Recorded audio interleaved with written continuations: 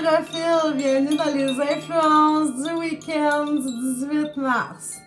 Là, je fais jouer le carillon, mais je vois que j'ai même pas mis mon micro après mon cellulaire. Je sais pas ce que ça va donner comme son, mais bon, tout est parfait aujourd'hui parce que aujourd'hui, le 18 mars, c'est l'anniversaire de mon frérot. Oui, c'est l'anniversaire de mon frère.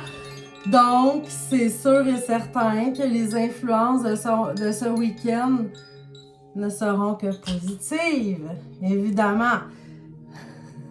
Donc, j'espère que vous allez toutes et tous très bien, que vous profitez bien de votre mois de mars, que tout est génial. Pour savoir quelles seront les influences de ce week-end, j'ai utilisé le jeu d'oracle Witch, qui est faite ici au Québec par Joséanne Sarrazin-Côté. J'aime beaucoup ce jeu-là. Même le boîtier, là, vous ne pouvez pas y toucher, je le sais bien, là. Il est comme velouté. Je sais pas comment dire, mais il a vraiment capté mon cœur, ce jeu-là. Puis depuis le premier jour que je l'ai, je suis en amour. Il y a un beau petit guide aussi qui vient avec. Donc, pour les influences de ce week-end, ceux qui ont choisi la carte numéro 1, c'est l'ortie. Ortie. Hey, je le sais, là. Là, tu te dis, ben non, mais quoi, j'ai des influences de mauvaises herbes en fin de semaine? Ben non! Attends un peu.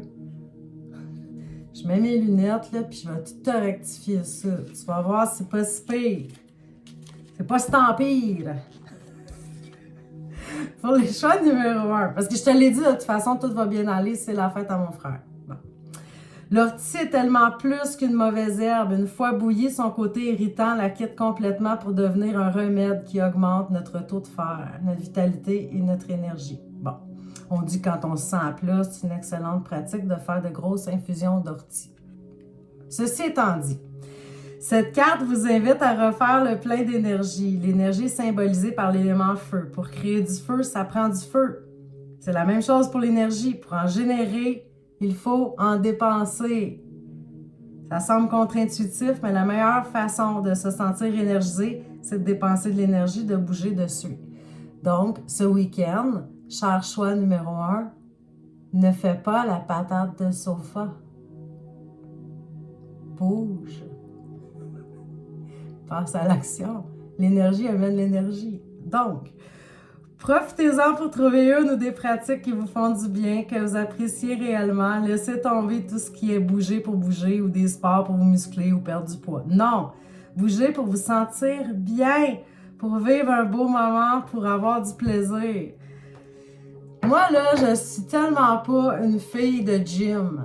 Oublie le projet, là. Moi, là, marcher sur un tapis en regardant un mur. Puis, regarde, ceux qui aiment ça, parfait. Si tu as le courage de faire ça, je te lève mon chapeau. OK? Je t'admire. Parce que moi, ça me prend du plaisir. Tu sais, comme quand j'avais commencé le yoga, c'est parce que j'en retirais un certain plaisir. Je trouvais ça génial de m'étirer comme un chat sur mon tapis. Puis, aller marcher dans le bois, regarde, je bouge dans l'action, mais en même temps, je suis dans la contemplation de tout ce qui est autour de moi. Mais c'est ça, amène de l'action, mais des choses qui te font du bien, qui te font sentir bien, pas bouger pour bouger. Mais ne reste pas sur le sofa. OK, tu as le droit d'écouter un film sur Netflix, là. Oh my God! Trêve de plaisanterie, sève de trésor. Aïe, aïe, aïe, aïe, aïe, aïe, aïe, aïe.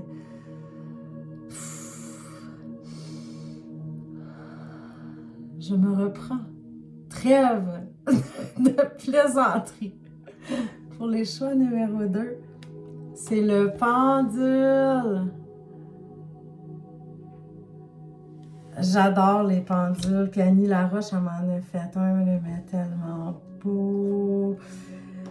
C'est drôle quand même, hein, parce que, je l'utilise, mais en même temps, on dirait qu'à chaque fois, je sais déjà mes réponses, tu sais, mais j'aime le pendule. On dirait qu'il vient valider mes intuitions. En tout cas, je vais dire ça comme ça. Maintenant, le pendule, qu'est-ce que ça veut dire comme influence de week-end d'avoir le pendule? Le pendule est un outil de divination très utile pour être guidé par sa propre intuition ou par ses guides spirituels. Une fois calibré, le pendule vous répondra par oui ou non. Il y a même le peut-être. Il y a le maybe là-dedans, tu sais. Cette carte insigne qu'il est temps de trancher. C'est oui ou c'est non. Décidez. En fait, vous avez déjà la réponse. Votre intuition vous la chuchote depuis un moment. Écoutez-la. Vous savez à l'intérieur de vous ce que vous devez faire. Laissez tomber les listes de pour et contre. Arrêtez de demander l'opinion de vos amis. Tranchez de manière claire et assumez. Vous êtes prêts. Écoutez votre pendule interne. Il vous dira si la réponse est oui ou non. Alors, on fait confiance à son intuition. Ben, c'est un pendule, tu peux l'utiliser pareil, comme je venais de te dire. Il va te dire la même affaire que tu sais déjà.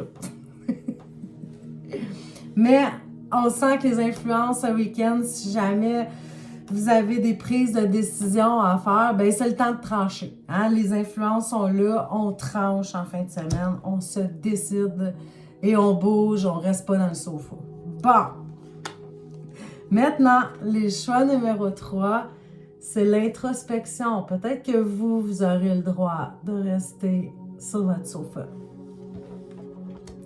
Je vais vous lire le message de votre carte. Allô, Lost? Il arrive, mais vous ne voyez pas. Ah, il vient de grimper à côté de moi. Il n'est pas dans l'angle de la caméra.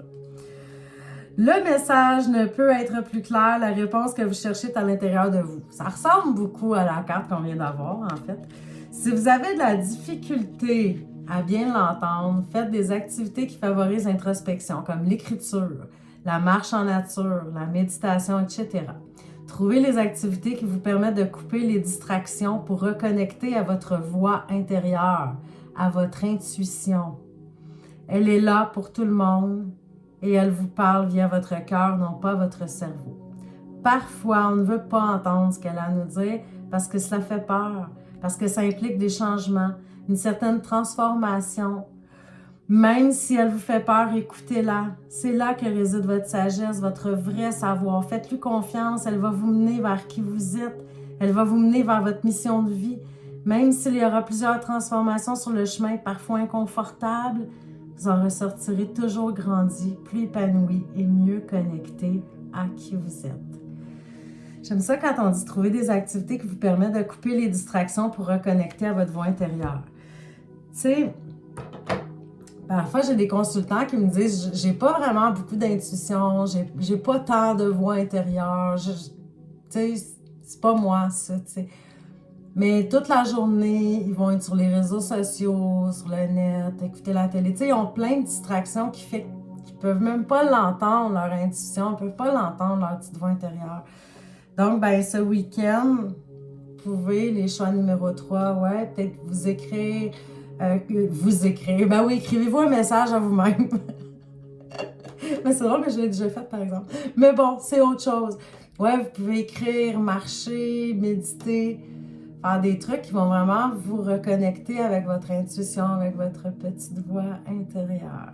Parce que je pense qu'elle a un message à vous dire ce week-end. Alors que vous soyez dans l'introspection, dans le choix avec le pendule, ou dans l'ortie, là, qu'il faut bouger. Je vous souhaite un magnifique, merveilleux week-end. On se revoit lundi pour les énergies de la semaine. À bientôt!